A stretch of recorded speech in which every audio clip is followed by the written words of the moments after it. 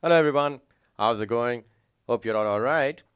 With this video, we're going to start our discussion from the course on the part about human resource management, HRM. And we're going to start our discussion with understanding what an organizational structure is. But before we get into it, let's just give ourselves a little revision, a little background of what HR is really about. HR has everything to do with the internal stakeholder we know as the employees, the workers. So those people are what the human resource management department is supposed to look after.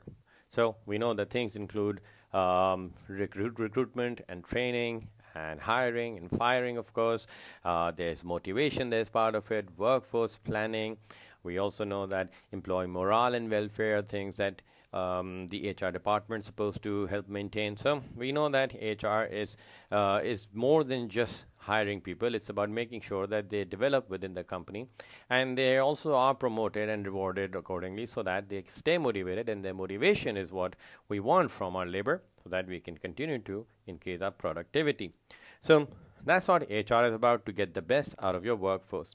And the entire workforce, as we know that when businesses get bigger and bigger, the size of the workforce also increases, and that poses its own challenges, because the bigger a company is, the more difficult communication may become, the more difficult coordination might be. People may not be aware where some other important people in the organization are, so we need to have some idea of where everybody is in terms of their authority, their responsibility, their jobs.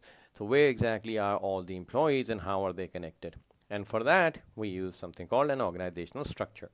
Now, we'll start by looking at a structure first, and then we'll define what it is all about. So it will always start at somewhere being a chairperson who will be directly giving advice to the chief executive. Now, this chairperson is usually appointed by the board of directors, so we're thinking about a large business. And they are there to give guidance to the chief executive to make sure that the owner's wishes are being followed by the business. Now, the CEO is the biggest manager of any business, and his job is to manage the business, right? So, what is a business? It's made up of different departments of marketing, operations, finance, and HR. So, the CEO's job is to manage these four people. Okay, now what are these four people doing? Well, we know marketing to be about sales and research. We know operations to be about production and inventory, finance to be about profitability and capital, human resource to be about recruitment and training. So these guys' jobs are to make sure that they're managing the people within their departments doing the tasks that they're supposed to do. And then those people managing the tasks and their jobs and looking after this set of supervisors and controllers and managers. And lastly, towards the bottom, will be the workers, the line workers, the factory workers, people who do not manage anyone else. So this thing is what we call an organizational structure. We would also know this as hierarchy. It is also known as an organogram. And what it shows you is that how responsibility and authority flows through an organization. Clearly, Mr. Chief Executive is number one, then this layer of authority, then the third layer of authority, fourth layer of authority, and lastly, these guys are not managing anyone, so there's not much authority over there.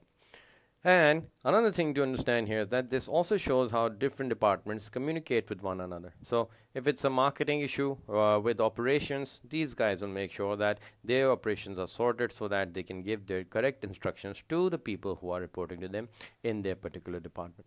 Now, when you look at an organizational structure, look at it in two ways. Firstly, go left to right, your horizontal direction, and always try to spot how many levels do you see. And I can clearly see here that there are 6 levels. 1, 2, 3, 4, 5, 6.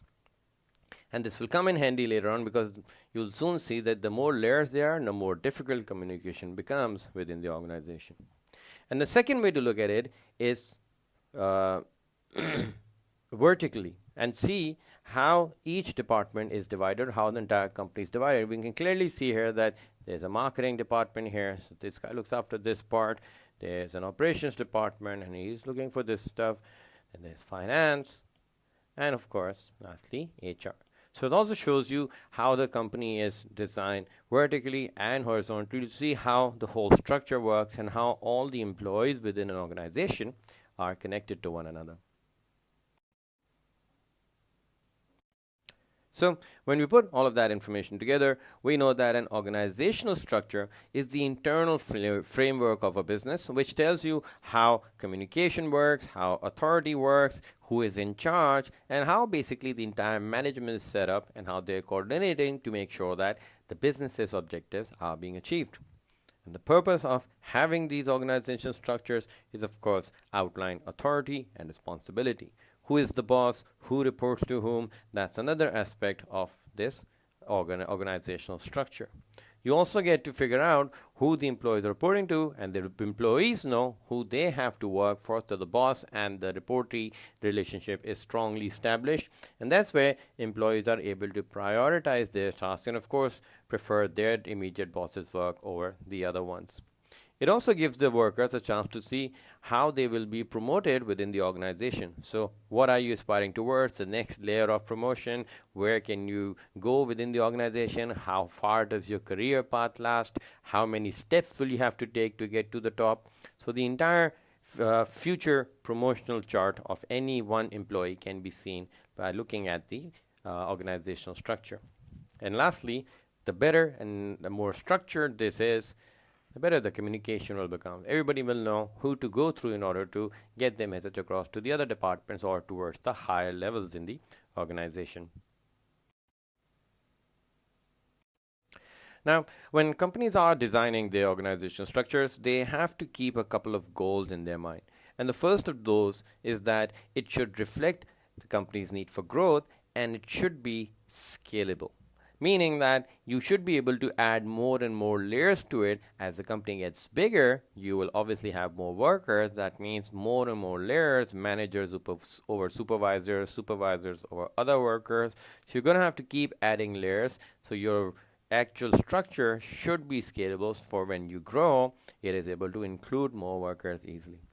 Secondly, companies that have a much larger product portfolio, like Coca-Cola company, will divide their structures into different products. These are big enough products within their own right, so Coca-Cola would be a separate organizational structure, Fanta separate, and of course within each they will have their own managers and supervisors. And thirdly, during periods of growth, you should allow your junior workers to take part in decision making. That way, they'll be groomed for a better position later on. And of course, it also gives them the trust that the company is showing in them. And that's where the motivation from your workers will also come through. And the second goal of designing this organizational structure is to make sure that managers within the organization are communicating and coordinating with one another, and they are being encouraged to play their roles as the entrepreneurs of the company. Now, the entrepreneurs are the managers who play the role of the entrepreneurs. They have to take risks. They have to be innovative. They have to be good at solving problems. So by designing the company into a proper organizational structure, you're able to design teams which allow better communication and coordination.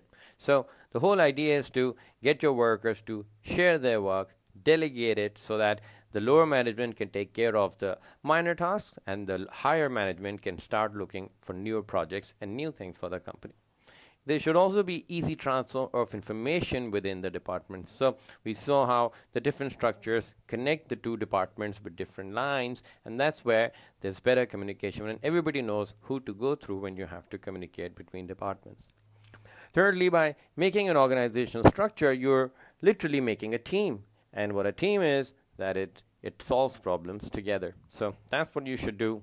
Coordinate, make use of all the expertise within the organization, and then make better informed decisions. And lastly, the biggest reason why you have organizational structure is communication. You need to have clarity because everyone is connected with the same objective, the same company goal. And if they're not communicating and working towards the same one, the company will always go towards failure. So organizational structure makes sure that people are connected enough that the objectives are being worked on in the correct manner.